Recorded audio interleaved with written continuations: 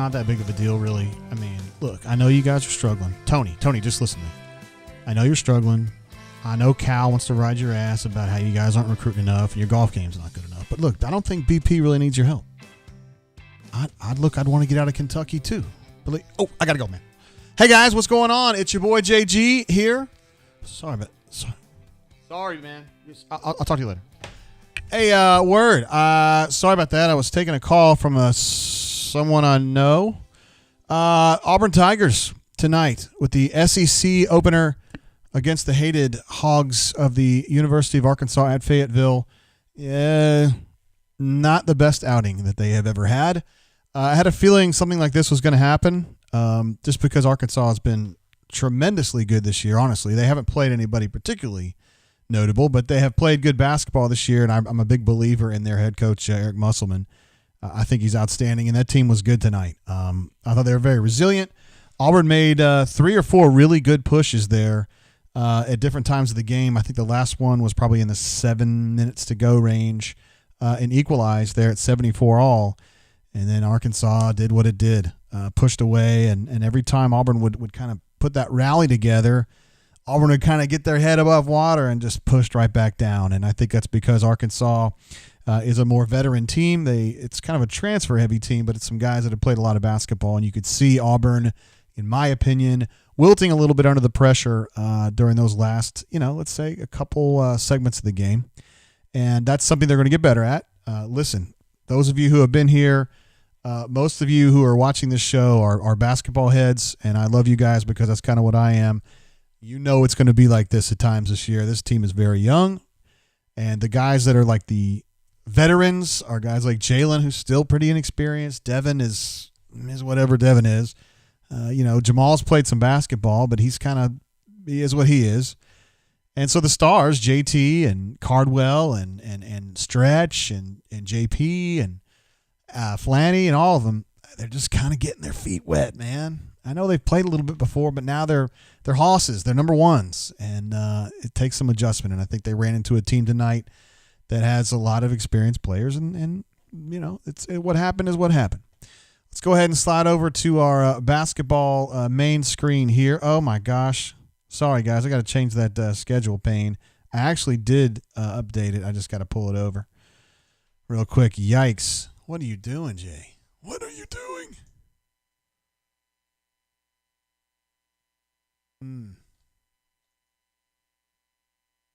There we go.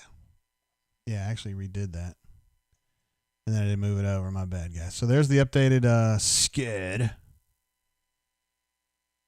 With that loss, they are now 6-3 overall, and they start 0-1 in the league. I doubt anybody here is absolutely shocked by that, considering Arkansas is a good team. And, Auburn did some good things, and Auburn did some bad things tonight. Let's go through. I've got another pane here where we can talk about the box score a little bit, and the chat will populate under my ugly mug.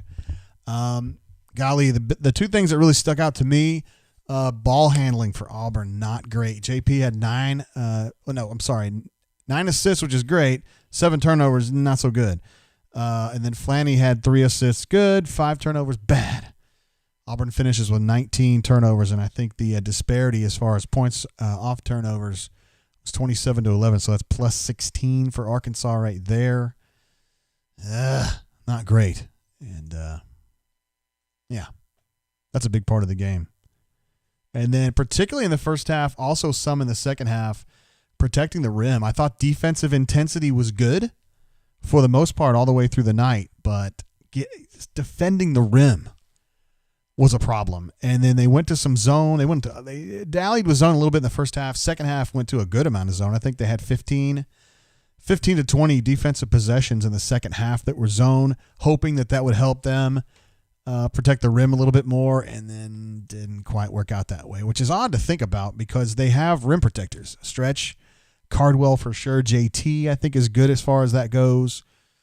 But just didn't quite get it done. I think they're going to have to work on their rotations a little bit. That's something that came up in the Central Florida game. I was out here telling you guys, hey, man, they're going to have to work on that. But it's still a work in progress. No doubt about it.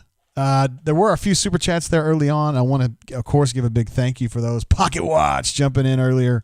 It says, wiggle. Bro, appreciate you, man. Let me get you a DJ air horn for that bad boy. Oh, sorry. There it is. Thank you, Pocket Watch. I think I may have incorrectly Canoe Man's comment in that thread about what we were going to do as far as writing content. Was he the one that came up with that idea? If it is, I'm sorry. I gave you credit for something maybe you weren't involved with. But either way, it's all good, bro. Thank you very much, Pocket Watch. Hornatius jumped in with one earlier. Best hold music in the business. Talking about our royalty-free music so we don't get shut down on YouTube. Thank you, Hornatius. You're the man. You're my favorite Jeep pickup truck driver that I've ever known. And also an early super chat right there from a man, Ravine. Says JG, being a boss, are we fielding a team in Orlando? There are definitely some COVID issues going on with the team, but as I understand it, they are going to be able to field a team in Orlando. A few guys opted out. Tut is out. Sherwood is banged up, but apparently he's going to opt out as well. Kind of a double shot there. And then, of course, Schwartz is out as well. I'm switching over to football a little bit. But thank you, Ravine. You've been with us, man, for a long time, supporting know what we do here on The Drain. All right. Oh, Daniel D jumps in, a.k.a. that's probably Fat Crack, isn't it? So here's to you, JGT. Happy New Year, sir. Thank you, Fat Crack. I bet that's who you are. Thank you, bro. So all in all, to me, not a surprising thing. Arkansas scores the ball very well, and they did tonight for sure. Their points per possession was something like 1.22, something like that. Auburn offensively, I thought, was pretty good. I mean, their points per possession was like 1.15, which is maybe just a tick better than average for them. But defensively, man, you got to stop the rim. And, you know, that big dude, the big tall dude, I don't think he was necessarily a huge element in the scoring for them. Let's see, he finished, Connor Vanover was his name, 17 points on 5 of 11 shooting. For some reason, that dude took 6 threes. Why? But he goes 6 of 6 in the line. It seemed like, this is just me talking, and you know I'm not one to rag on rest very much, but it seemed like he was over the back a lot.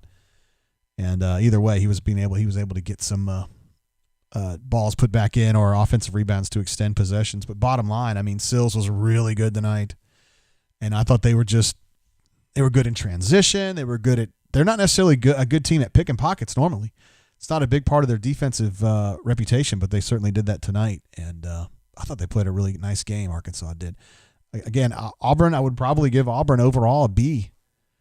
You know, solid performance from them. And I'm better than 6-4 solid. I mean, like, pretty good. But Arkansas was they were playing some basketball tonight. So I don't know anything else on the box score jump out for you guys. Jamal had himself a night. 21 points is probably a career high for him, I would imagine. 7 of 11 from the floor, 5 of 7 from 3. Not much rebounding, but that's not really what you have him in there for, although his plus-minus was minus 18. You know, and you hear Coach Sonny was talking about how his defense has gotten a lot better. I don't necessarily know. I mean, I still don't think of Jamal as a defensive stopper. I think of him as a off-the-bench shooter guy, which is exactly what he was tonight. Sam H. jumps in with a super chat. Says, Al and Devin were fired tonight. Yes. Devin was particularly good in the first half. I think he hit his first 3 threes, and it was like, Devin's back, woo! And then the second half, he was, he wasn't bad. It was just, I didn't sense him as much. Al, I thought, was really good the whole way through. Love the latest G-Pits episode as well. Happy New Year. Appreciate you, Sam. Thanks, bro. Thanks for listening to the G-Pits. That's the podcast that I do with my friends Gabe Armand from the Mizzou site and Neil McCready from the Ole Miss side. I know we don't talk about prayer circles very often. Phil Petway's in the house. Says, what up, JG? What up, Phil? How you been, bro? Glad to have you here. Stu Pup jumps in. He is our all-time leader in a number of super chats because he's been every single show we've ever done. He has super chatted us. Says, better team won, part of the process, no biggie. That is exactly the way that I would interpret that. Chase M says, hop on the Must Bus, talking about Eric Musselman, who's a excellent coach. He did tremendous work at Nevada, and now he's actually getting going now at Arkansas. Last year was kind of a grind, but now he's got, he's going now. And they're going to be a pain in the ass, and I don't like it. I'm telling you. As a UK guy back in the 90s, I hated Arkansas's ass. I hated every single player who played there. So those old habits die hard for me, bro. We do get a sup from Tucker P., my main man from Daphne. What up, brother? Glad to have you here on the show. And come back anytime. Bryce G jumps in as well. Says timetable on Reef, in your opinion. Great question, Bryce. Thank you very much for super chatting and being part of what we do here. Yeah, for real. Jeff B says, Chase, why are you here? Hey, Chase, you're welcome to kind of talk about Arkansas or whatever. And solid win, no doubt about it. But it's going to get old here, so just be cool about it, all right? Bryce, as far as Reef goes, I would imagine – I didn't think it would go down for this game. My thought is that it was going to go down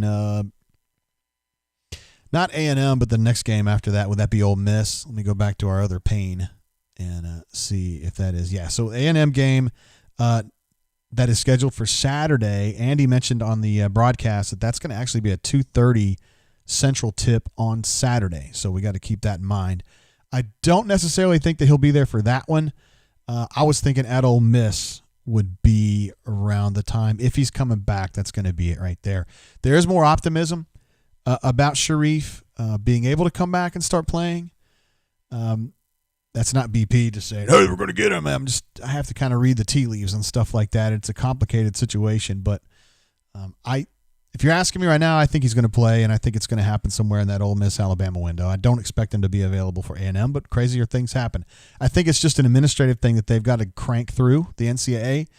I think they've either got what they need or they think they've got what they need, and I think they just need to get through the holiday and then work it out, Just get through the paperwork, get everything settled and handled is what I think is going to happen, but who knows? It's the NCAA. Weird things happen. Andrew B. with a super chat says, what you drinking tonight? Great question. Thank you, Andrew B. I have a very interesting bottle here. This is the Barrel Bourbon. I have not had this. This is made in Louisville. I have been wanting to have this. I stopped by the ABC on Donahue in Auburn yesterday, and they had this on the shelf, and I was like, I'll take it. And my man, Matty C., had also had some and gave it a good recommendation, so big on that. Also want to mention that we have a couple new sounds for the show. We've needed an applause one, so I went ahead. No, not applause. Was it applause? No, it was laugh. Went ahead and got a laugh one. Sometimes you guys say funny stuff on the air or whatever, and then I also came up with this one for people who get angry. It's only a game. Why you have to be mad? I love it. Hornatius jumps in, says, we eyeballing you, Tucker P. Yes. Thank you for keeping a close eye on him, Hornatius, that he has, yeah. You are right to be suspicious, although he seems like a good kid, honestly.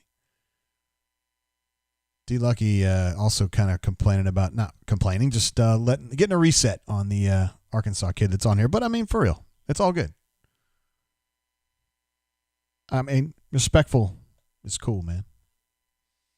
War Eagle 0008 jumps in. Jay, thanks for the show. Freezing cold takes by us this summer, saying Flanny couldn't improve enough from the 14% three-pointer. Kid has really improved. Yes, Alan Flanagan has done some work, and I told you guys, not that you were disagreeing with me, but I told you guys, I have never seen a player that I remember at Auburn who worked harder at trying to improve during the offseason. I mean, he's just like one of those kids that's like constantly going. Like it's almost more than a job to him. It's just like a 60-hour a week. Just everything he does is basketball, and he just sits in a gym by himself and gets somebody to shag balls for him and just shoots all day long.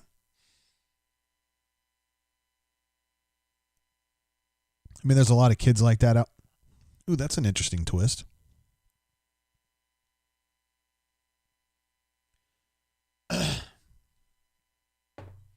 Had kind of an interesting twist on that. Oh. Let me hit that again.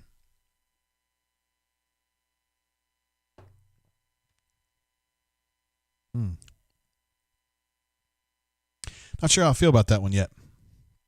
It's definitely smooth. It's got a good solid burn on it, but it's not rough. I just need to drink that a little bit more. Thank you, War Eagle 0008, and great thing there. talking about Flanny. Other things that stuck out in this game. Let's go back to our scoring pane. Take a look at that box score. See, JT, he has these games where he's out there and he plays a lot. 18 minutes tonight, but didn't. I just didn't have a huge impact on the game. He took a couple threes that I didn't think were. I guess he thinks threes are an important part of his game, but I think they need him doing some other stuff. Flanagan, I thought, had a terrific game. So, JT, we'll give letter grades here just real quick. JT, I'd probably give him a C-.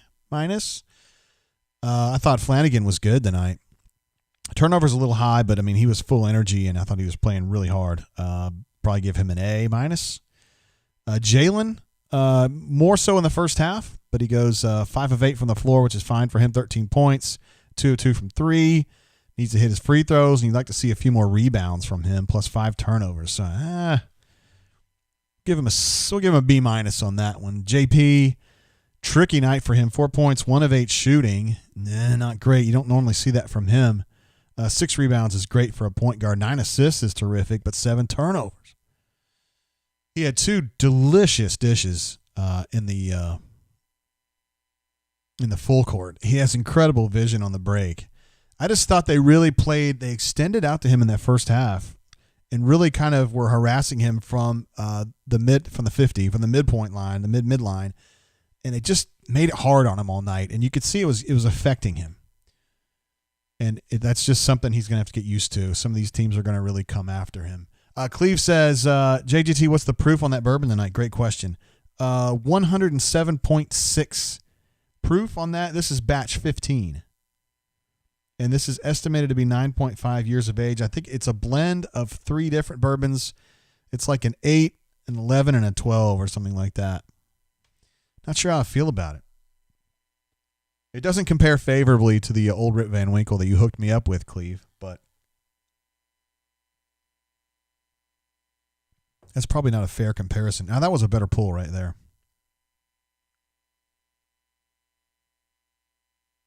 That's pretty good, though. That first one just hit me wrong. Let me go a little bit deeper, and we'll talk about that a little bit more. Okay, Chase, bro, I'm it's getting to be time, bro.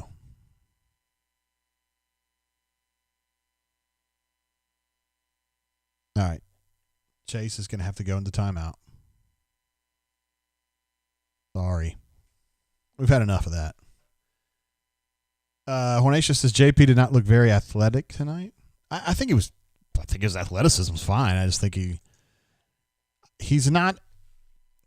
He has good vision and stuff. He just kind of, he gets pressured and it's tough, man. I think it's a different skill. It's kind of handling the ball under pressure, having good composure under pressure like that is a different skill than just dishing in the full court. Because it's really annoying to have guys up on you like that. That goes way back to when I was covering Kentucky and Saul Smith and Jeff Shepard would talk about that. People didn't do that as much on Saul, but maybe on Jeff Shepard they did. Fat Crack says Fat Crack is back. Tell Chase to ask his ma for more meatloaf. Ma! Meatloaf! Oh, I knew you'd come around. Ma! Meatloaf! We want it now. Thanks, Fat Crack. And then Crocodile says, let's get this thing rolling. Or do you eat Ward Amigo?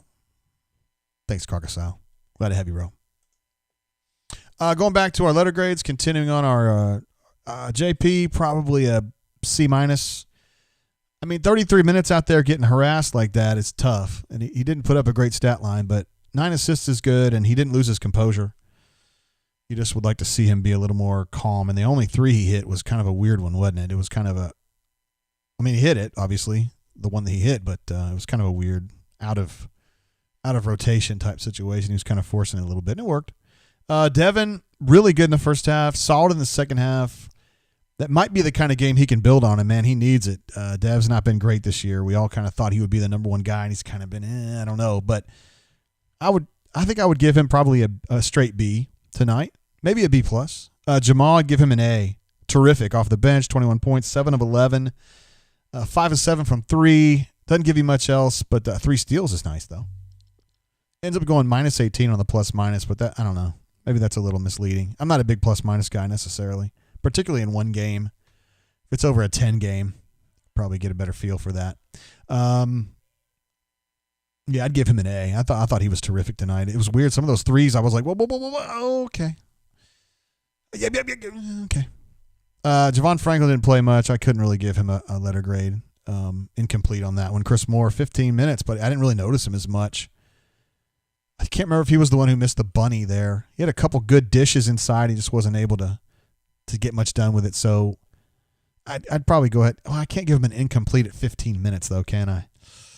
Probably just give him a D. I don't know. Stretch to me was not great, and I want to talk about this a little bit. Stretch is so active, and I feel like people try to lure him away from the bucket, and he's athletic enough to get out there. He's quick, and he moves his feet pretty well, better than Austin ever did, but he also gets himself out of position trying to be a little aggressive.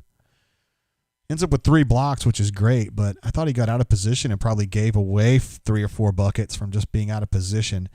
Cardwell, so Stretch, I would probably give him a C-. Dylan Cardwell gets 16 minutes, 4 points, 4 boards. You guys know I love me some Dylan Cardwell. I feel like this is just me talking, but I feel like you should give some of Stretch's minutes to Dylan at this point. I know that he's not the rim protector that Stretch is, and the 3 blocks matter, but I really like Dylan, and I think that he's a more solid option, in my opinion. I think he's better on the scoring end, and I don't think he gets out of position as much, although he did get hoodooed on a few of those Arkansas drives down the lane where he thought he was in good position to get a block or at least stem the run, and then dude just went around him. But anyway, Kyle S. is still struggling with free throws. Absolutely. Auburn goes 14 of 24 from the line, which is not great. What's that, in the 50s? Not so good. And Arkansas goes 24 of 31, so Arkansas gets a plus 10 at the line tonight. That's important. So points off turnovers, free throw shooting, and not protecting the rim really is the story of the night from my perspective. See what you guys are saying here in the chat. Blake says, well, damn, we got beat by Arkansas. Yeah, let me switch over to our score pane so you can guys see the score and everything. Sorry about that. I was going through the box score to just kind of get a letter grade for everything. Let's see. Doug D says Cardwell's already getting minutes over Stretch. Yeah, I mean, I was surprised to see him get whatever it was, 14 or 15 tonight, which is good, but I just felt like all night long I thought he was a better option than Stretch. Canoeman says, to be fair, if Rip Van Winkle is the bar, Bourbon is judge, we will be disappointed the vast majority of the time. Very fair, very fair. I just thought since it was Cleve asking, and Cleve was the one who made the old Rip Van Winkle possible for the last show, and for many shows to go because I only drink it like an ounce at a time. You're absolutely right. It's a tremendous bourbon. Also, I don't know if you guys saw it in the bunker, but I was trying to go through all of the bourbons that we had this past year on the brain drains and judge them individually on a scale of 0 to 4. I couldn't get through all of them at once, guys. Seriously, that was probably 40 to 60 bourbons. I can't get all that. But I was trying. I was endeavoring to do it for you guys because I love you. Sam H says Turbo was not missed tonight. I tend to agree. I don't want to rag on him, but when we got on Twitter and was like, great point guard looking for a new home, I was like, who?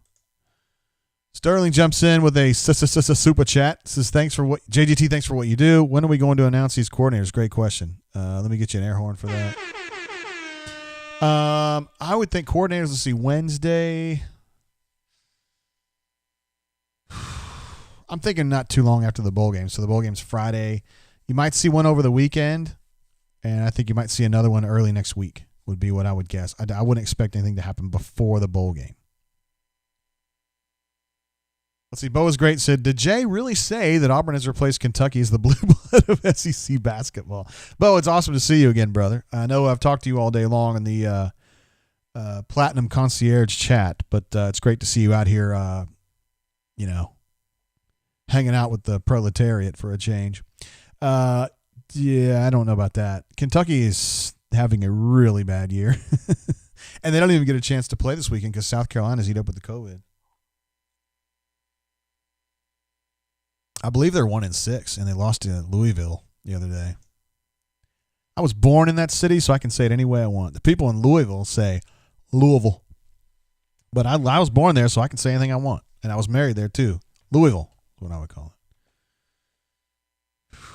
Canoe Man says Cleve is a G. Cleve is absolutely a G.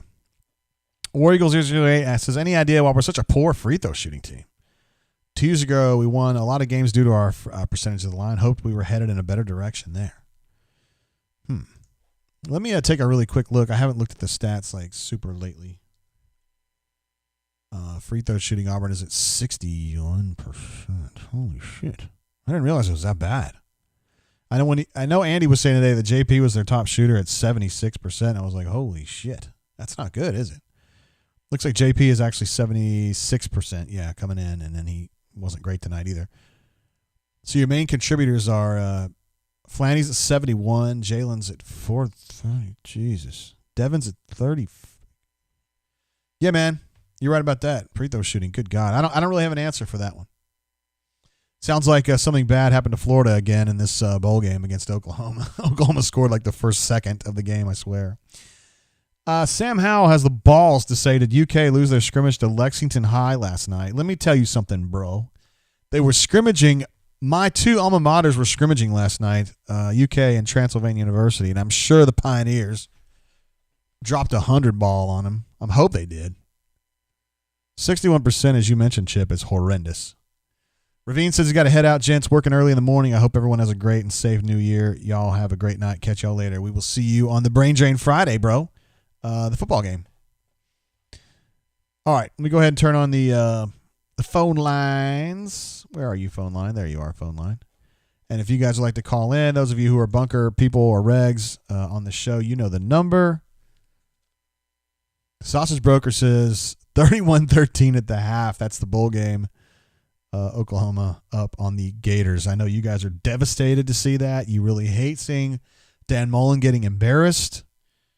He's been so cool and nice and just a generally good dude when it comes to Auburn all these years. Bourbon Bowl says, Jay, is there a bourbon out there that you have never tried and want to? Hell yeah, there are, of course. I don't want to say what it is, though. It's kind of a secret. Hey, caller, welcome to the show. How you doing? Hello. Hey, now, welcome to the show. Hey, how's it going, JGT? Word, who this? This is Crocodile. Hey, what up, man? Nothing much, man. Just watching a little late night SEC hoops and bowl game on another screen, you know? Chilling.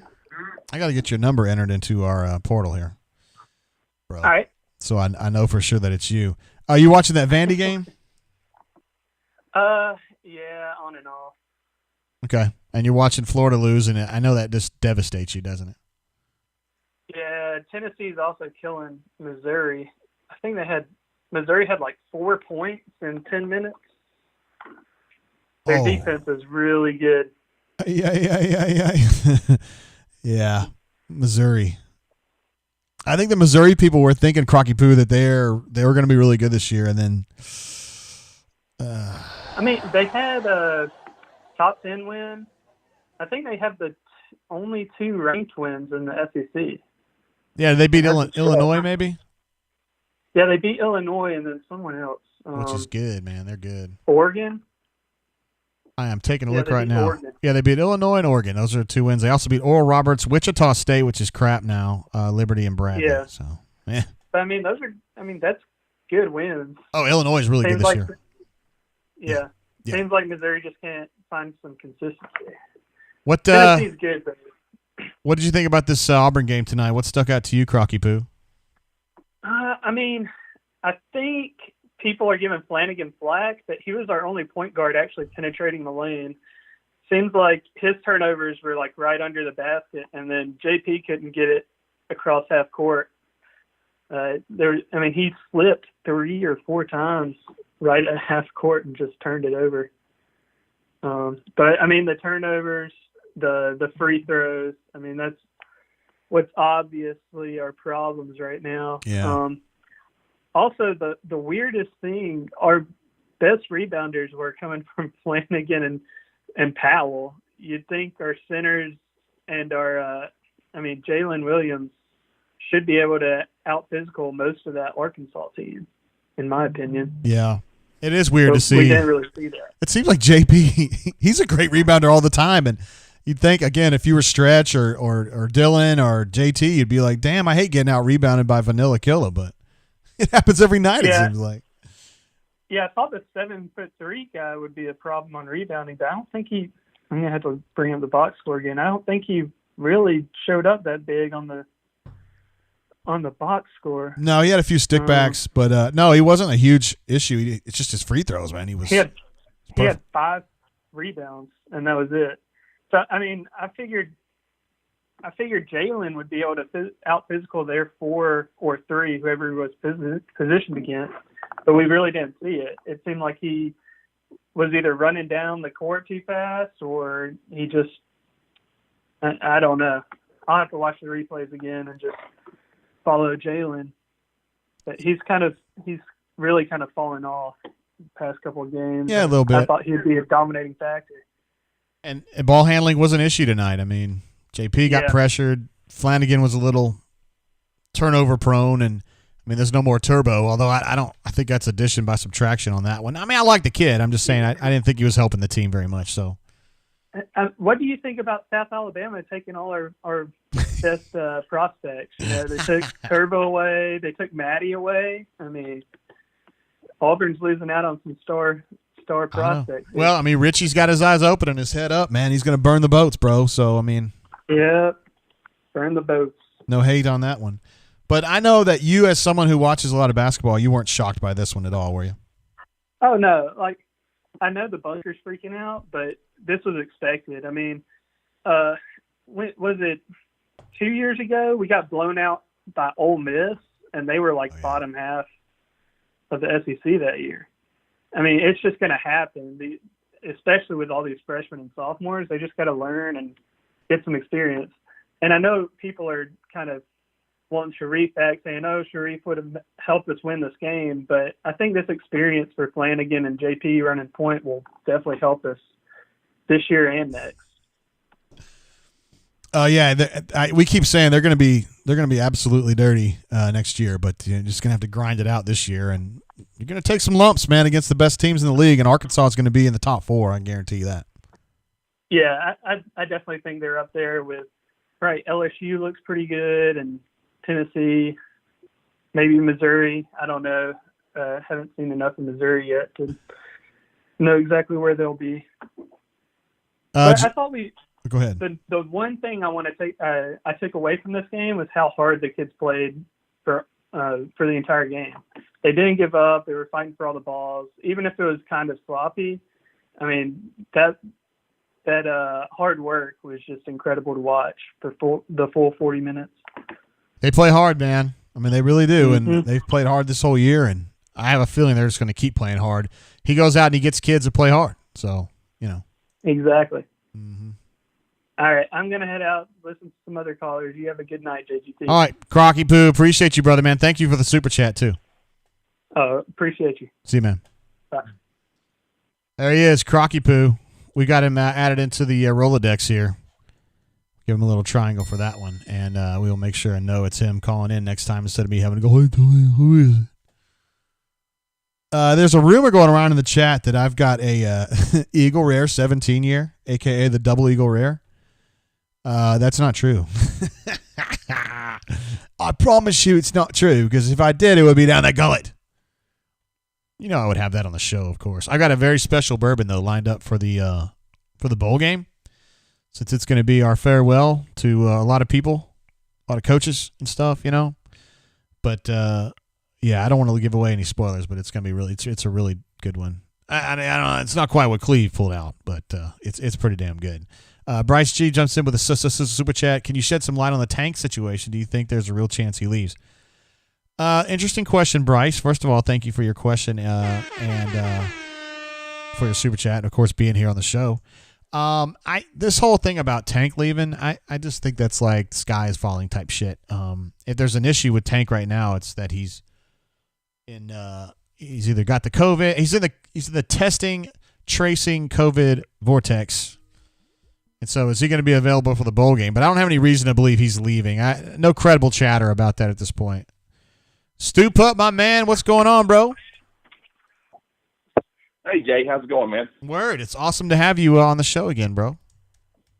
Oh, thanks. Yeah, it's awesome to be on the show, my friend. Hope you were well. Hope you had a Merry Christmas. Well, I saw that your new avatar in the bunker, you got a little snow where you're at, huh? Well, that's from last year. Okay. We did have a dusting, I guess, in some parts of our area, but not at our house. Word. Okay. Gotcha. So that was one of those things. Yeah, watched the ball game tonight. Well, missed the first about 10 minutes of the ball game tonight. I think I want to kind of dovetail off Crocky Poo and say, yeah, thought the effort was really good.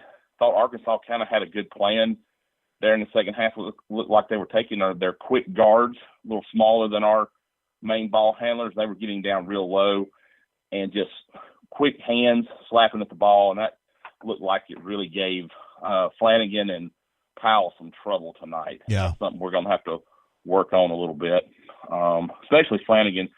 I like Flanny.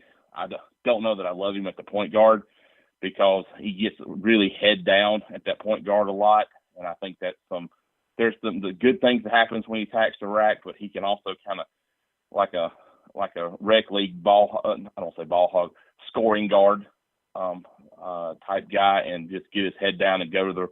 And it doesn't, and the offense kind of stops, and I think it kind of affects everybody. Yeah. So, that's something they're going to have to hopefully get improvement there as he grows. And at some point, they've got to do something with JP on the back. The ball's got to start coming back to JP after he gets rid of it. It seems like there were times tonight, and this is just a young team. The ball, they don't. If it goes in, if JP goes in, the ball seems to come back out because he's good at finding guys. But when the other guys go in, the ball doesn't come back out to JP where he has open looks for three. And that's really kind of what we want, I think, on this team. And they've got to do a better job of kind of teeing him up a little bit for some three balls. Yeah. But he's got to shoot more threes. I'm with you. He might be their best shooter, honestly. Oh, he is. Yeah, I think he absolutely is our best shooter. And it's kind of like, there are times because they're young. These are, and like JT Thor, for example, I've told people he looks like a high school senior playing against college guys, and that's what he is. I mean, he's just so young, but he's going to be so talented. And like you said, it's just part of the process. Doesn't mean it's not frustrating to get outscored at free throw line by 10 and have multiple burned ends of 1-and-1s. And, if you'd have just made some foul shots and took a little bit care of the ball, you might could have had a really good win tonight. But, the effort's there. Definitely. There's stuff to grow on. And I just would love to see Sharif get cleared. Just because, even him as a backup point guard to Powell, you could get a shift with him and Powell every half with Sharif at the 1 and Powell at the 2, even if Sharif has to just be a backup for this year to get his feet wet and get his conditioning back. I think you would see the team. I think that's probably worth 2 wins to this team at some point down the line. So I'm really pulling for that, just like I'm sure the whole bunker is as well. Yeah, that'd be a tasty combination there if you can kind of get JP to switch gears mentally, because they're just trying to get him that. Yeah, it might be tough for him, but maybe it wouldn't be. I don't know. We'll just have to see. He's such a high basketball IQ guy. I think he could play anywhere 1 to 3 and it wouldn't bother him. And on a side note, I just cannot wait for him to be the most hated man in college basketball in about 2 years. With that shot and that cool haircut, people in Auburn going to be so good in the next couple of years. People are going to hate him, and I am here for it, and I'm going to love it. He's not going to give them much reason. He won't give them much reason to hate him, though. He's quiet, goes about his business. When he goes out there and drops 18 to 25 a night on somebody's head at home, they'll hate him, especially with that cool haircut he's got and everything. Like I'm just here for it, man. I mean, I'm not like a Grayson Allen or anything, but he's kind of like going to be like our Dookie guy, I think. Yeah. And I am here for it, man. I am waiting on it because I am like you, and like you said, I think they're going to be nasty next year. They're going to take some lumps this year, and everybody better get their piece in this year, because next year, look out, we coming for blood, and I am here for it, and I'm ready for it, and hopefully, like I said, with everything going on in the world, we should be that arena should be full, and I think the arena was full tonight. Auburn wouldn't have lost that ball game, I don't believe, but they, like I said, good night tonight, exposed some things, good effort. Hopefully the football team will follow suit and give us a good effort on Saturday and get ready for the Harsin era. Yes. That's the thing. Motivation for this football team is going to be kind of, I don't know, man, but we'll see. Yeah, we'll see. Well, that's about all I got tonight, Jay. Thank you for the show. Wish you and yours the happiest of New Year's in 2021. Wish everybody out there in the bunker happy 2021. Good grief, I'm glad this year's over. And hopefully, and here's the best to everybody out there. So thank you for the time, JG. I appreciate you, my man. Thank you, Stu Pup. See you, brother. See you. There he goes. The guy's a legend. Our most consistent super chatter of all time, and all around good dude and a good caller too. Thing I like about him, he says what he's got to say and gets off. You know, that's it. Stand up, speak up, shut up, sit down. That's what my granddad told me to do.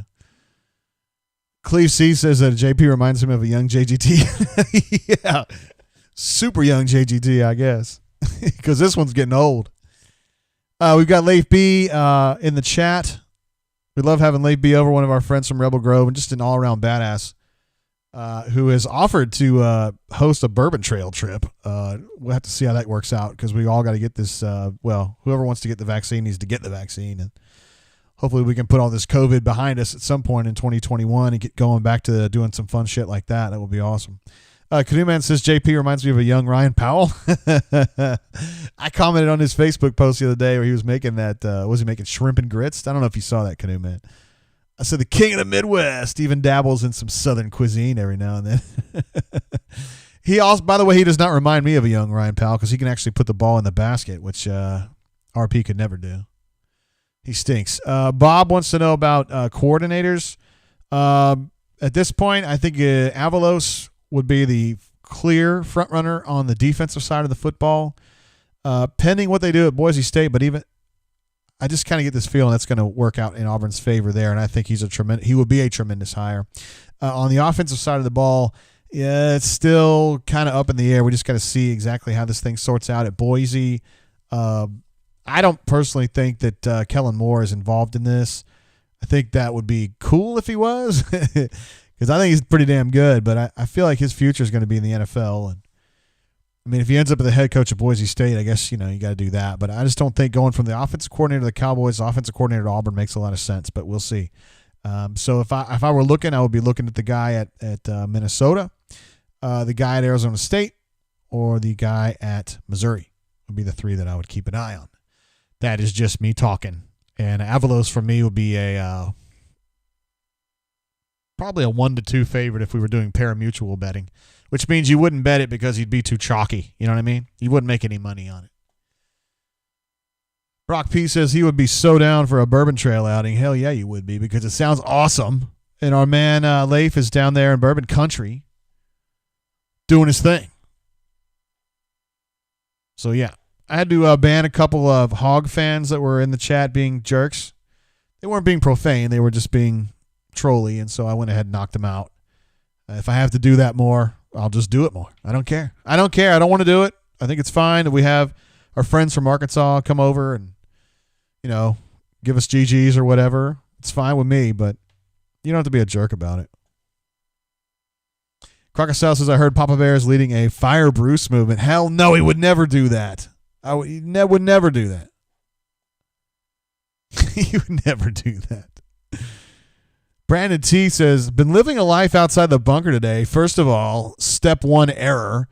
And he says, didn't even know we were draining. Yeah, we're going to be draining. Every game, every SEC game, basketball, we're going to drain afterward, pending some kind of odd, if I can't do it or something. I'm here for you guys, so I'm going to be able to do it. And then again, as a schedule update, we've got football on Friday. That game kicks off at 11 Central a.m. It is. No, it's noon, isn't it? Shit, I don't remember. Is it 11 or noon? Anyway, we're going to be doing that, of course. And I don't know. I don't really know what to expect in that game, to be honest with you, friends. It could be anything. MWF, our main man in Oklahoma, says I'm basketball illiterate for the most part, but I damn sure loved cheering on my boys in orange and blue. Tough loss tonight with all the second half turnovers. Yeah, it was that, like the last 6 or 7 minutes was yay. But damn, do we have potential. Thanks for all you do, Tater. Appreciate you, bro. I bet that's my man calling in right now. Hey, caller, welcome to the show. How you doing? Doing good, JG. This is Fat Crack. Fat Crack, what up, bro? What's going on, man? How you doing tonight? I'm awesome. Having a little bit of bourbon and talking about Auburn basketball. It's a pretty damn good night if you want to know my opinion. It is. It is a good night. A little rough tonight, but hey, like everybody's been saying, great calls, great chats going on. We expected this, and you and the boys have been trying to get us to understand that. And I think tonight's a good learning for everybody, but I think JP learned a lot tonight. I think he's going to learn how to handle the ball under pressure, even though he's really not supposed to be there. I know we get Sharif back and all that, but I think this is just a night for him. I think he'll learn from this, and he'll get better, him and Flanny. Coming into this game, you, B-Matt, let us know that Arkansas was going to be sound, and they were.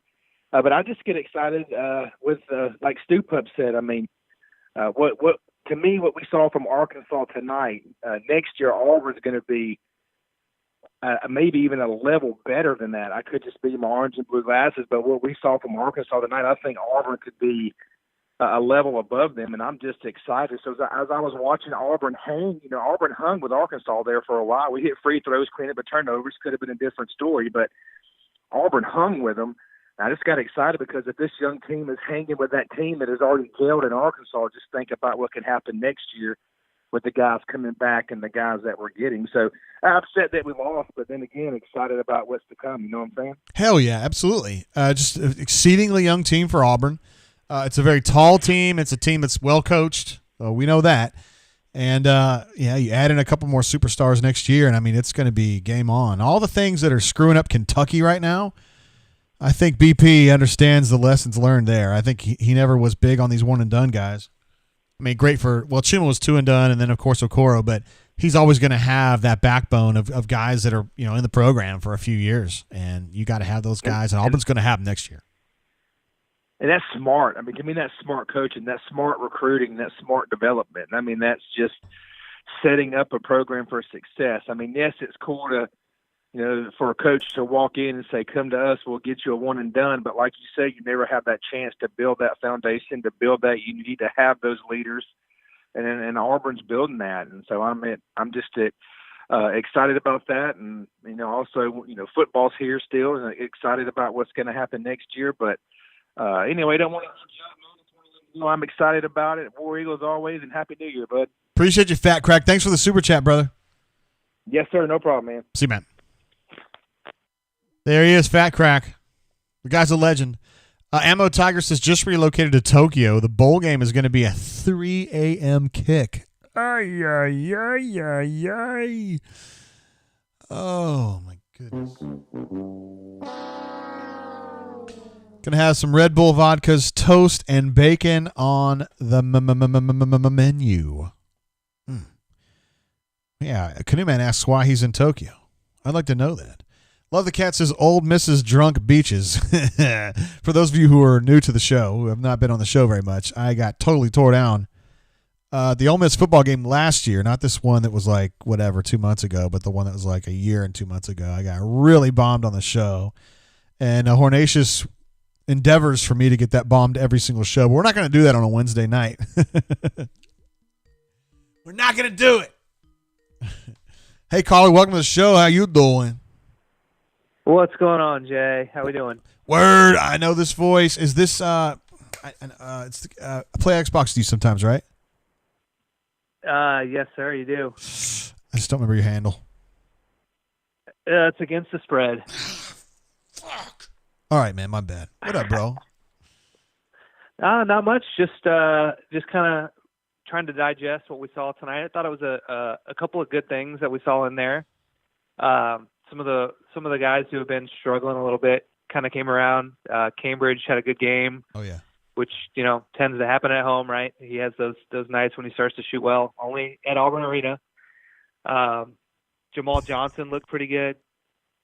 And, I feel like it's got to be said, like, every game now. I mean, the improvement that Flanagan has shown, it blows my mind. I could not believe, the leap that he's taken from last year. And I know tonight wasn't necessarily his best, but, he's consistent, even if he's not leading the charge from a scoring standpoint. I mean, he's rebounding. He's active on defense. He's just always in the game. And I did not see that coming from that guy. So major props to Bruce and company for bringing him along in year 2.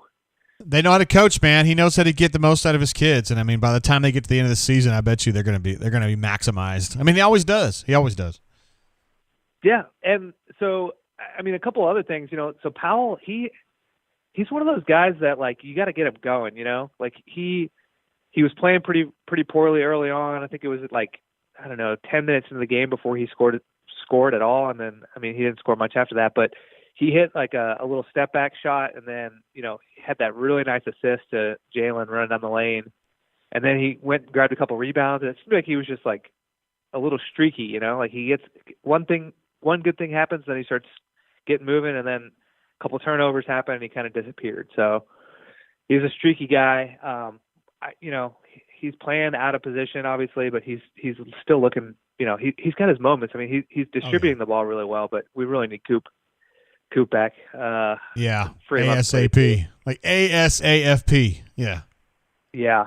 And then, I mean, Flanagan's doing all right, though, from a backup standpoint. That's not something I would have considered being an option going into the season, was having Flanagan play point guard minutes, but he's just impressed, man. But I wanted to ask you about some of the big man rotations. Yeah.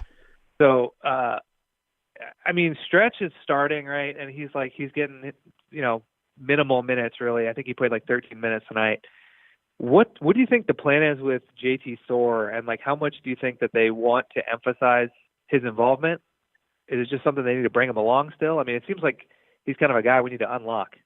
Yeah, I feel like he kind of has like this dysmorphia where maybe he has a body type where he needs to be playing a certain position, and then in his head he thinks he's something else. You know what I mean? Too many threes, I think, for him, and I don't totally understand. These are great questions, and if I were talking to BP, this would be something I would ask him for sure. I don't understand what the goal is with JT. I know what you mean. He's oozing athleticism. He's got some skills. He's obviously got some range. He makes some of the most incredible individual plays on this team. At the same time, he just disappears for chunks of stretches, 10 minutes, 20 minutes. And I don't understand. And, I mean, like you said, he's. I think it was last game, he hit like a step back 3-pointer, and it was just like, you don't see a guy that's 6'11" do that. That's like Kevin Durant's the only guy in the world that can do that. That's that big. And it was like, wow, like there's something here. We just have to figure out how to harness it. And I don't know, like to your point, maybe, he wants to be more of a 3 and a 3-4 combo and not a 5. But I don't know how we make that happen. I just feel like there's something there, and I trust Bruce is going to figure it out. Yeah.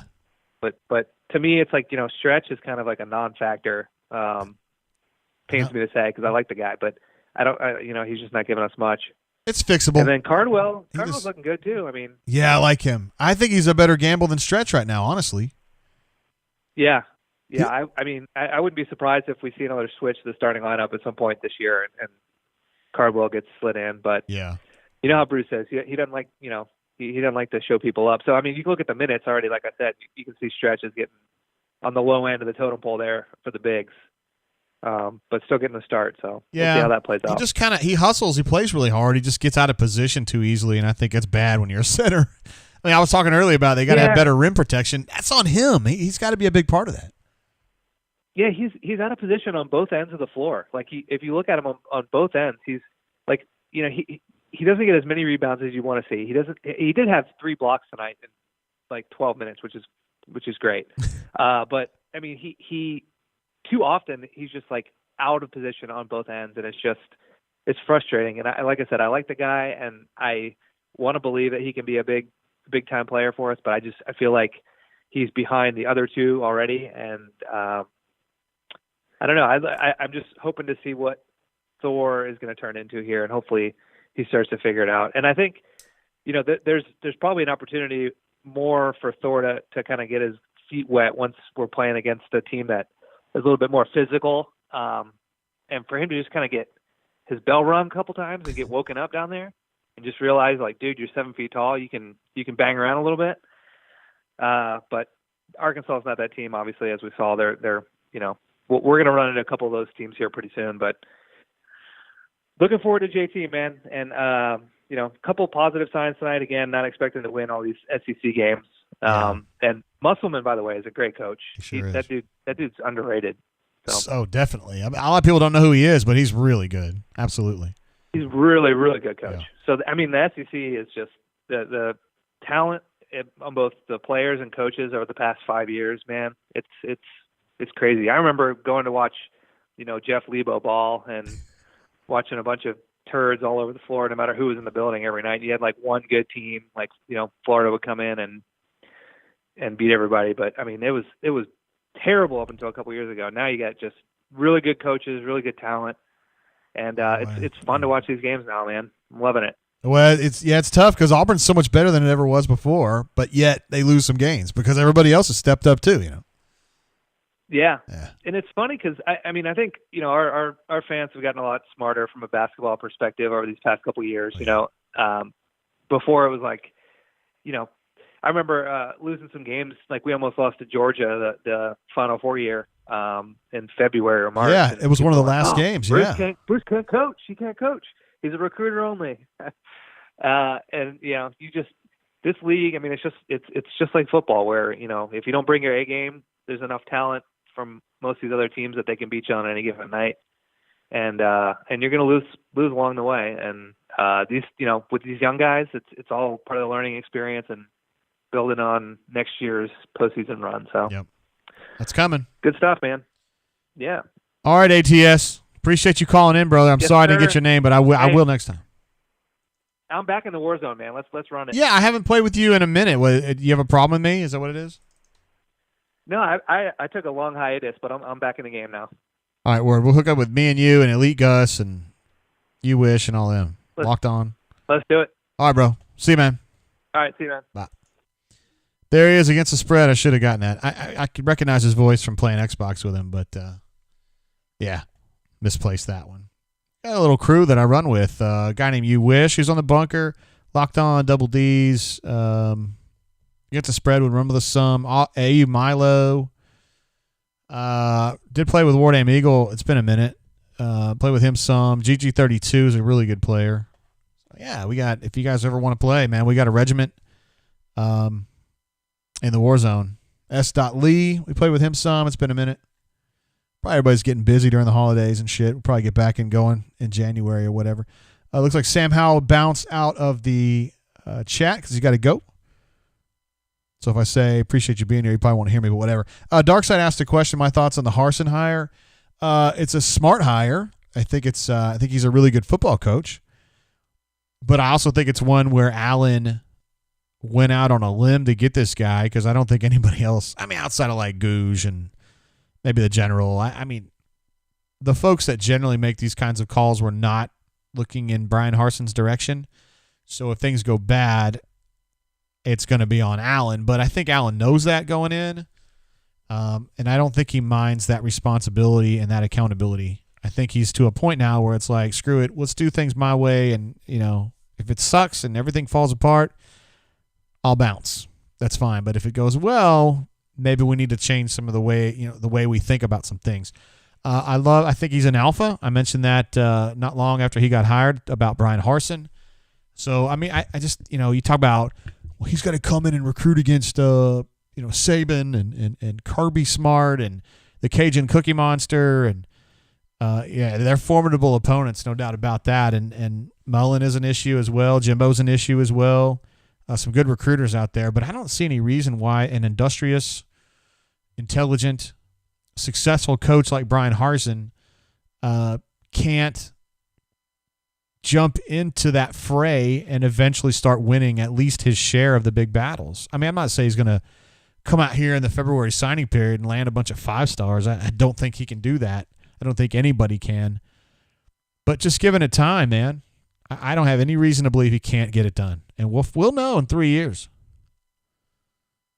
We'll know in 3 years. It's going to take that long, I think. I mean, they might be good next year. It depends on how well he can kind of massage that portal and fill these holes. I really don't think that this Auburn team, I'm talking about football right now, is that far away from being good. They're not good right now, but they have some holes that we've talked about a million times on the show, specifically offensive tackle. They need more depth along the defensive front, particularly a tackle inside. They need a pass rusher. I mean, let's say, I mean, and I don't know if he can pull this off, but let's say he can get two solid tackles, a pass rusher off the transfer market, somehow or another.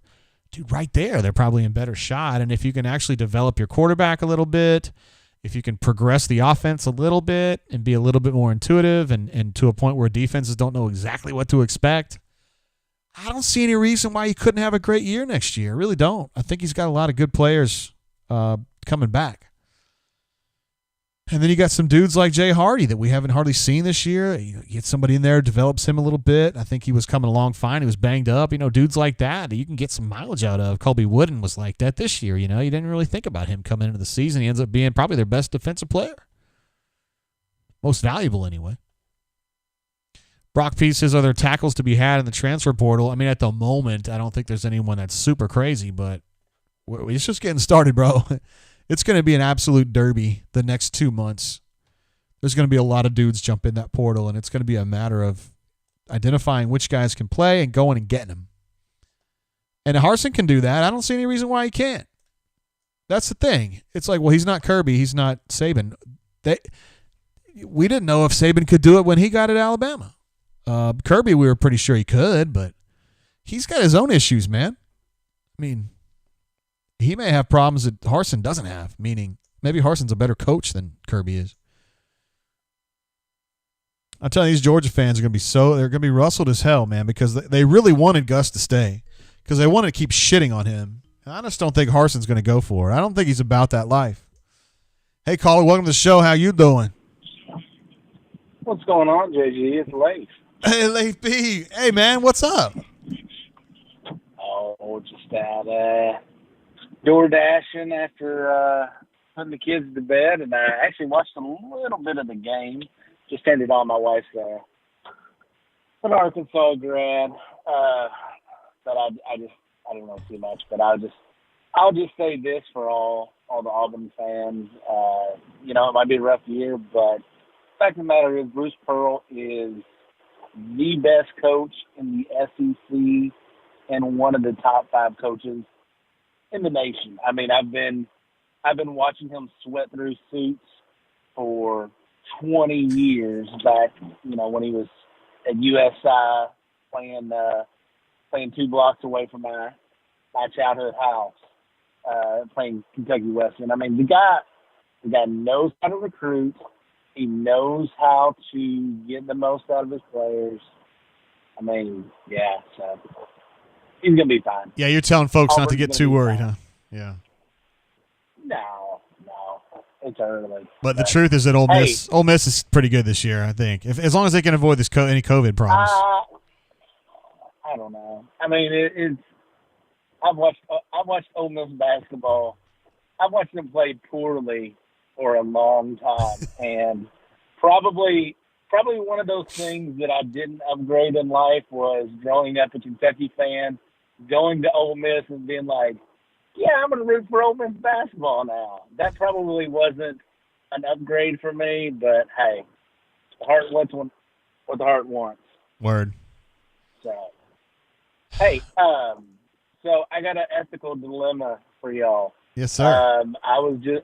I got an email today. I got a new job, and technically, I am a first responder, and I can get the COVID vaccine. But here's my thing. My wife, she's like, I don't know if you should take that or not. She's like, don't other people, shouldn't they get it? I'm like, well, I don't know. But, I mean, you know, I have the opportunity, so why not take it? Why not get it? And she's like, but you're going to be leaving this job soon. I said, well, you know, I understand, and it's not the thing that I keep coming back to is like, even though my agency that I'm working for, we have 120 people working for it. 40 people they don't want it because they don't, you know, for one reason or the other. So, I mean, I think it's fine. I don't know. What's everybody else think? Yeah, I'd be curious to see what the chat thinks about that. That's a good question. I'd be curious to see what the chat thinks about that one. I would not have a problem taking it myself, but I understand you don't want to take advantage of it, you know. Yeah, I mean, I don't know. Like I said, I think I don't think it's that big of a deal. But you know, I work for a government agency that is in charge of transporting people, you know, to and from lots and lots of doctor's appointments and medical visits and stuff like that. So, you know, sometimes I have to be around people that. Well, then you should take it. That have COVID. Are you concerned about it? Are you concerned about it messing you up? Like the virus, the vaccine itself? No. Okay. No, it's just my wife, basically. I would take it. I mean, I'd take a shot for just about any damn thing. It doesn't bother me. Looks like the chat says War Eagle 008 says, do you, Leif, protect you and your family first and foremost? Cleve C says, I think you're absolutely good to take it for your service. Andrew B says, take it, no question. Steve says, take it. Ammo Tiger says, you're a taxpayer. Treat yourself. There you go.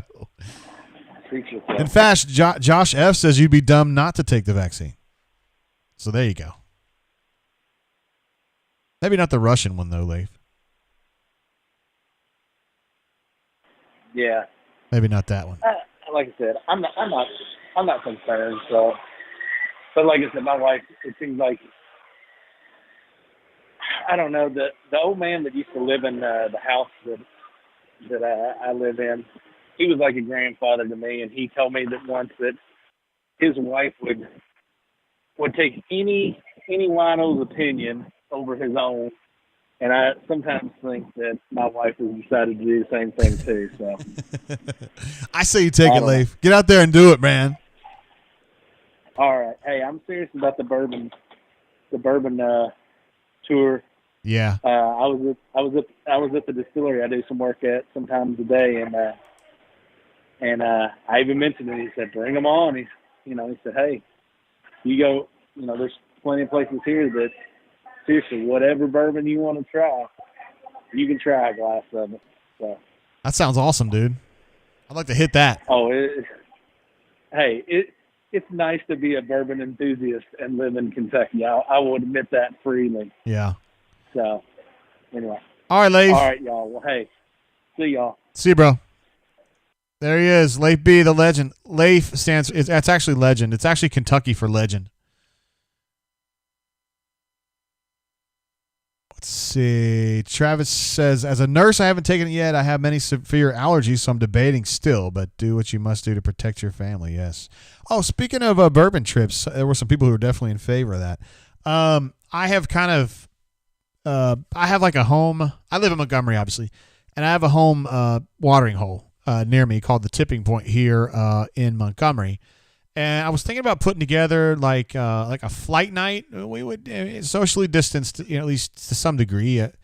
We would not fill the bar to capacity or anything like that. But it would probably have to be on a Monday night because the bar's not open on a Monday night, which means we could have the whole bar to ourselves, and we could just keep it to like I don't know what a reasonable number for that particular area is. But let's say it's 25 people or maybe it's 35 people. I don't know. It's probably more like 25 or 30. But anyway. Wondered if we could have like a bunker flight night where we kind of gather, some of us in Montgomery, anybody from Auburn, Birmingham. I don't care where you guys are. You're obviously welcome to come, and we would just have a flight of bourbons that we would talk about beforehand and then hit it. some good ones. I mean, it wouldn't be like, Old Milwaukee or anything like that.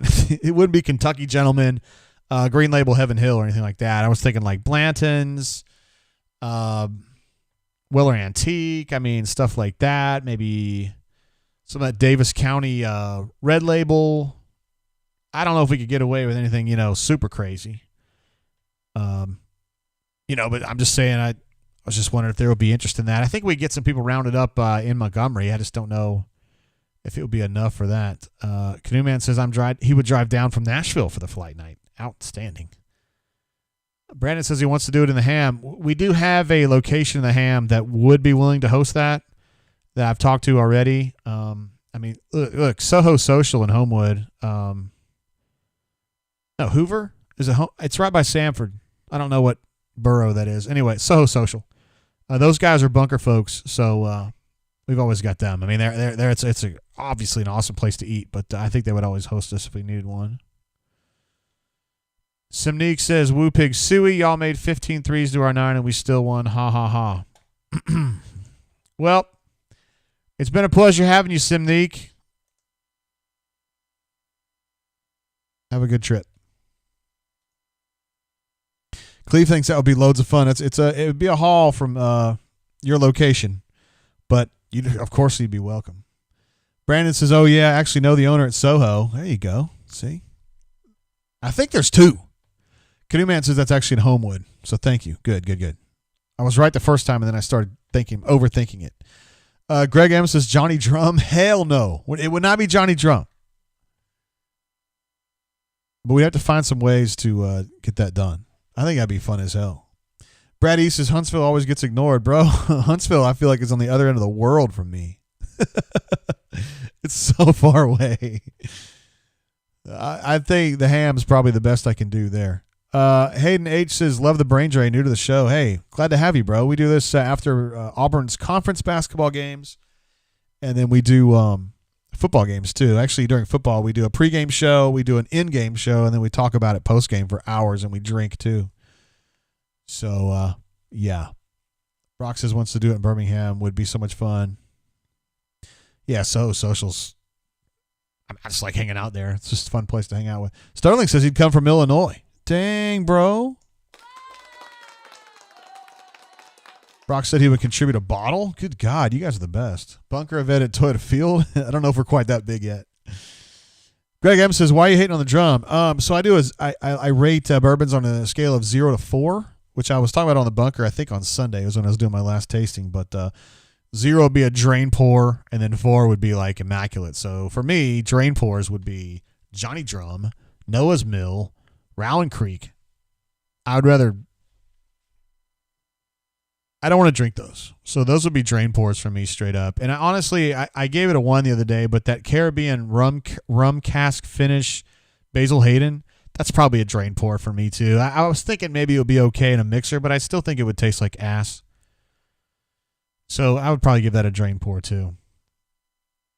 Josh F says Arkansas is low key good, but the fans are the worst. Nah, they're not the worst fans. But I get where you're coming. We've had an infiltration tonight, which is cool. Normally I'm okay with it because sometimes the folks will jump in and we have our friends from Rebel Grove that are like normal and they can talk critically about things instead of just being like blow out your ass instead of stuff like that. Cleve C says JGT, maybe we can set up with half a dozen bars and do Zoom all together if that was possible. That's interesting. We could do like a virtual flight night. That's an interesting idea, honestly. T. Roy Tigers is not far from Troy, so I've actually flirted with starting the Troy rival site, T. Roy Tiger. I just at some point in my career, I'm going to want to go back to covering like a smaller team, honestly. Not that Auburn's a great team to cover. It's just I miss the days when I used to just cover stuff by myself. When I covered Alabama State. My first year here in Montgomery, it was just me covering Alabama State, and dude, literally nobody cared. I get it, except that hardcore ASU fans. But it's just like me and the people I talk to instead of me and 25 other reporters. And these days now, you got Twitter heroes and all that kind of stuff. And I just feel like the real reporters, and there's several on this beat, just kind of get lost in the fray in a way. Maybe you guys know. You guys are probably smart enough to kind of discern The good folks from the Goobers. Hawk Pilot AU says, what up, Jay? What up, Jay? Checking in from Fairbanks, Alaska, where it's a balmy 0 degrees. Oh, my God. Word. What up, Hawk Pilot? Glad to have you, bro. You're not our only caller or chatter from Alaska, though. Alaska Tiger is also from Wasilla, Alaska, which is, you're further north of him by a significant margin. I get it, but it's awesome to have more than one person from Alaska. Hope you're having a good time up there, bro, even though it's cold. Let's see. Canoe Man says the regulars from Rebel Grove that venture over here actually add a lot to the show as opposed to taking away from it like the Yahoos tonight. Yes, sir. D. Lucky says, I think drain pores should be labeled for your best, not your worst rating. Drain pores. Brandon T making a joke about Josh Vitale, who was on Twitter, let's see, the night before Christmas Eve, saying he couldn't believe that Auburn was going to have a Zoom introducing Harsin on New Year's Eve. I think Josh retracted that statement and ended up asking for forgiveness on that. So I'm willing to give that to him. But when I first saw it, I'll be honest with you, I was doing that meme, where the guy goes, that's what I was doing. Anthony Arce is excited to see Tennyson play in the bowl game. Oh, yeah. I meant to look something up. I'll tell you what I'm looking up if when I see it, it's correct. My friend Justin Hokinson passed along some intel to me earlier. I don't want to see if he was right. I'm looking at the PFF stats from the Mississippi State game.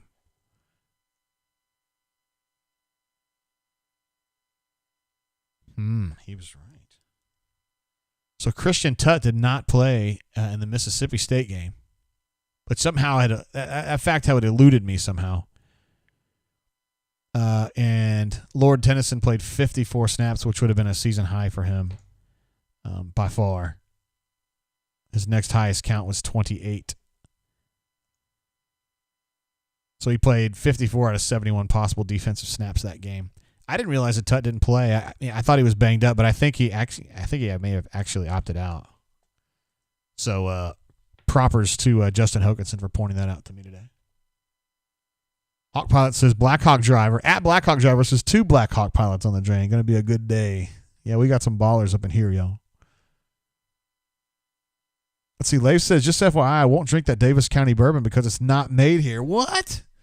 They named it Davis County. F that. Man must have a code. Yeah, absolutely. I'm actually pissed off to hear that.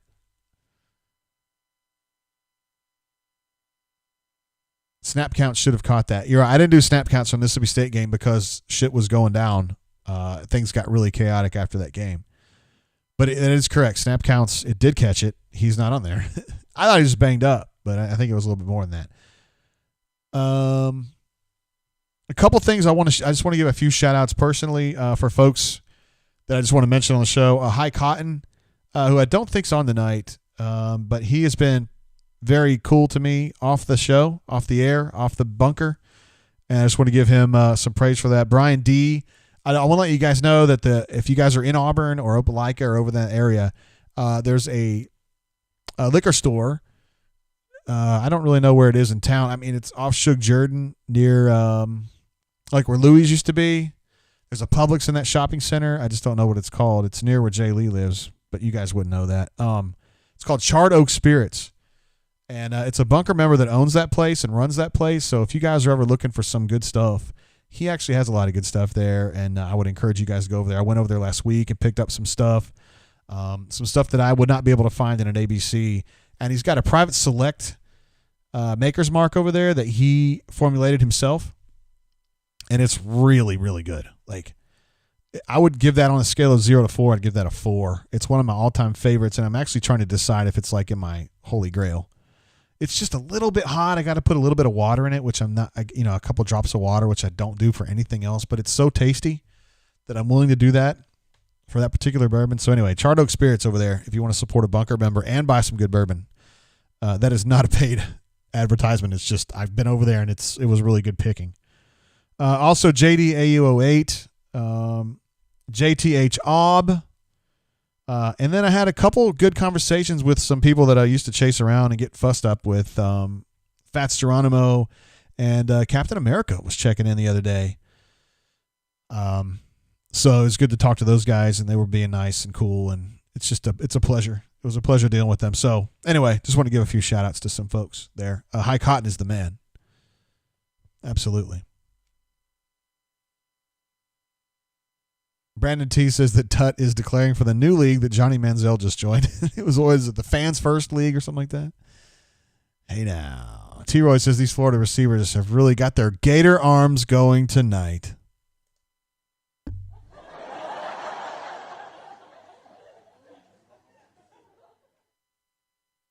All right. Fan-controlled league. I think they're putting Tut as ball boy. Brandon, man, be nice. Pocket Watch says, please tell me you're not letting Captain America back. I wouldn't go that far, no. But it was nice talking to him. Look, man, I like Captain America. I think that he's an all right guy in real life. He just gets a little carried away in the bunker. But listen, man, everybody gets older, you know? And maybe he gets to a point, maybe he's there now, maybe he's there later where he's just, you know what I mean? But no, I have not cleared him. Anthony R says, I'm ready for new assistants to be announced. Will Harsin clean house, JG? Keep Caddy and T-Will. That would not be cleaning house then. If I had to guess, I would say that T-Will and Porter and Al Pogue have the best chance to stay of the people who have been here. And I would say that the other folks maybe not as good a chance. I don't even know if they're thinking about staying or whatever. I don't check in with all the coaches. I know some of them, and some of them I don't interact with very much. It's kind of how the world works. You interact with the people you kind of get along with, and then the people you don't get along with, you don't interact with them as much. But I think that T-Will, Porter, and Al Pogue are three names that I would be keeping an eye on. As for guys that might stick around, Caddy, that's a tricky one, man, because I feel like he was a guy that like Gus maybe saw more in than anybody else would have. Because remember, he didn't have a lot of experience when he came to Auburn. Yeah, I feel like Gus put a lot of faith in him, and to be fair, I mean, I think Caddy I hate calling it Carnell has worked really hard. I mean, he hasn't taken it for granted at all. And the fact that he's an Auburn legend, he didn't take that for granted. He pushed, and he's done everything he promised Gus he would do. I just don't know if like an outside person would just be like, yeah, you know, I want to keep him. I just don't know.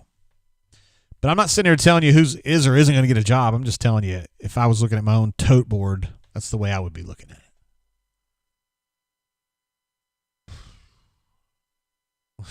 Kyle says RIP Caddy.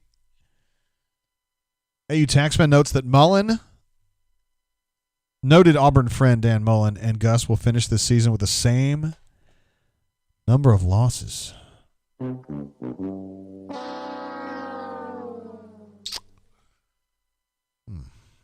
About that. All right, guys, we'll probably wrap it up there. I wasn't planning on going like super long tonight on these basketball games, particularly like when we do these 8:00 tips. When our show is going to be buttressing the midnight in the Central Time Zone, we have to keep them kind of short and sweet. So we'll probably wrap it up here. We're going to go obviously very, very long on Friday because we got the football game that starts. You guys probably told me it's either 11 or noon. I don't remember. In the Central Time Zone, and we're just going to go all day and do all that. We got a lot to talk about on that one. And then we've got a basketball game Saturday. That game's going to actually tip at 2:30 Central Time. I know on your schedules it may say it's a 6 o'clocker, but it's not. It's a 2:30er. So keep that in mind too. So we got a lot going on. We got this show, obviously. We got a show Wednesday. Friday, it's going to be a long one, and then Saturday too. So I'm going to go ahead and sign off there. I do want to give a shout out, of course, to the folks that called in tonight. Crocky Poo, Stu Pup, Fat Crack, Against the Spread, whose voice I recognized but didn't say what up, and then Leif B for finishing us off, coming in live from Davis County, Kentucky, out that way. T-Roy Tiger says, thanks, Tate. You bet, bro. Appreciate you guys tuning in tonight. Little basketball brain drain. I want to thank this barrel bourbon for keeping me warm on this chilly evening. It's not really that cold, but anyway. It was good, man. I'll have to drink a little bit more of it and get back with you guys. It's a 3 out of 10, a 3 out of 4. I just don't know if it's a 3.5 or it's a 4. I don't. It's not a 4, but it's 3 or 3.5. It's pretty good. Brock P jumps in late with a super chat. What's up, man? Great handing out, guys. Looking forward to flight night. Oh, you ready to roll, huh? All right, we'll work that out. We'll see if we can do that. I got to get up with Justin over at the tipping point and make sure he's Gucci with it, but we've had some preliminary conversations, and I think he's game. So we just got to make sure we can get it together. We got plenty of room, but not too much room, you know what I mean? And we get some good bourbons because I don't want it to be some goofy shit. I want you guys, if you show up, you know, because I have to charge something for it. If you guys show up, you feel like you got your money's worth, you know what I mean? Appreciate you, Brock. I'm going to give you a DJ air horn for that. All right, so we'll check you Friday morning, and I'll be sure and post details on the bunker about when we're kicking off that show or whatnot. And then, of course, we'll do Friday, Saturday. You guys be good out there. I'm going to be chilling low-key tomorrow night at New Year's Eve, doing a little something here in town, and you guys just kind of behave yourselves out there. I mean, it's cool to get ripped up and tore down and all that stuff, but let's just be smart about it, you know? If you're driving, don't drive when you're loaded. Please don't do that. Do it just, you know, if for nobody else, do it for me. Like, don't do that. Let's make good decisions. Let's have a good time, and I will see you guys safe and sound, and we'll drink it up Friday night and rag on Gus or whatever else we got to do, okay? Until then, guys, keep your feet on the ground and keep reaching for the stars. See you guys. Love you. Peace.